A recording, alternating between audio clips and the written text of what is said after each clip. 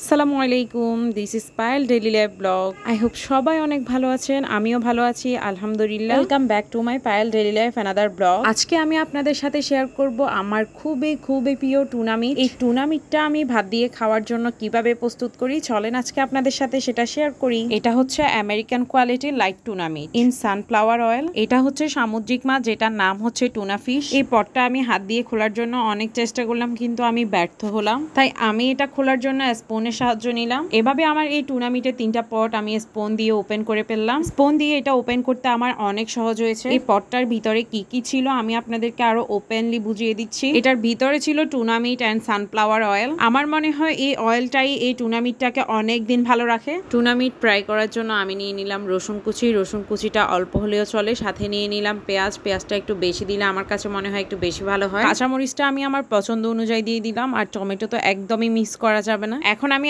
একদমই প্রস্তুত tuna মিটটা fry করার জন্য। প্রথমত আমি টুনা মিটের যে অয়েলটা ছিল সেটা ফ্যানে নিয়ে নিলাম। সাথে আবার নর্মাল যে সয়াবিন অয়েলটা আমাদের বাসায় থাকে সেটাও দিয়ে দিলাম। এখন আমি প্রথমে পেঁয়াজ কুচিটা দিয়ে দিলাম। পেঁয়াজ কুচিটা একদম ব্রাউন কালার আসা পর্যন্ত আমি এটাকে ভেজে নিব। পার্সোনালি আমার কাছে মনে হয় যে কোনো ভুনায় পেঁয়াজ কুচিটা একটু বেশি করে দিলে এটা টেস্টটা একটু বেশি ভালো আসে, তাই আমি যে কোনো ভুনায় পেঁয়াজ কুচিটা একটু বেশি করে দেওয়ার চেষ্টা করি। এরপর আমি কাঁচামরিচ, টমেটো, রসুনটা অ্যাড করে দিলাম। এরপর আমি এক এক করে সব রকমের মশলাটা অ্যাড করে দিব। পরিমাণ মতো দিয়ে দিতে হবে হলুদ এবং লাল মরিচের গুঁড়ি। তবে লবণটা অ্যাড করার সময় অবশ্য মাথা থাকতে হবে, টুনা মিটের এই পটেও কিন্তু লবণ থাকে।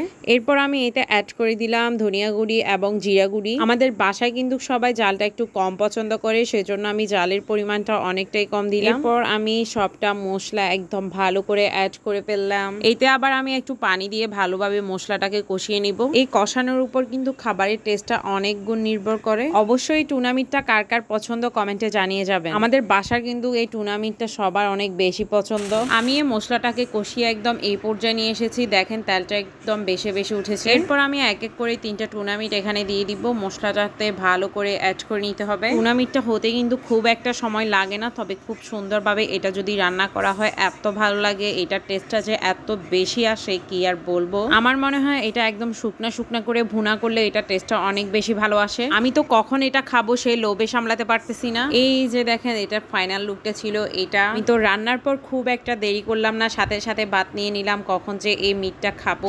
শুকনা ভাতের সাথে কিন্তু এটা খেতে অনেক মজা লাগে। ট্রাস্ট মি, এটা যে এত টেস্ট হয়েছে না খাওয়া ছাড়া সত্যিই বুঝতে পারবেন না। আমি তো খাচ্ছি আর শুধু আপনাদেরকে মিস করছি, আপনাদেরকে ভিডিও দেখাচ্ছি কিন্তু খাওয়াতে পারতেছি না। সত্যি আমার কাছে অনেক খারাপ লাগতেছে। ভিডিওটি ভালো লাগলে সবাই অবশ্যই লাইক, কমেন্ট এবং শেয়ার করে দিবেন। আমার পাশে থাকবেন, মন খারাপ করবেন না। অবশ্যই কোনো এক সময় যদি আপনারা আমার বাসায় আসেন অবশ্যই আপনাদেরকেও খাইয়ে দিব। আচ্ছা, এই পর্যন্ত সবাই অনেক বেশি ভালো থাকবেন। আল্লাহ হাফেজ, বাই বাই।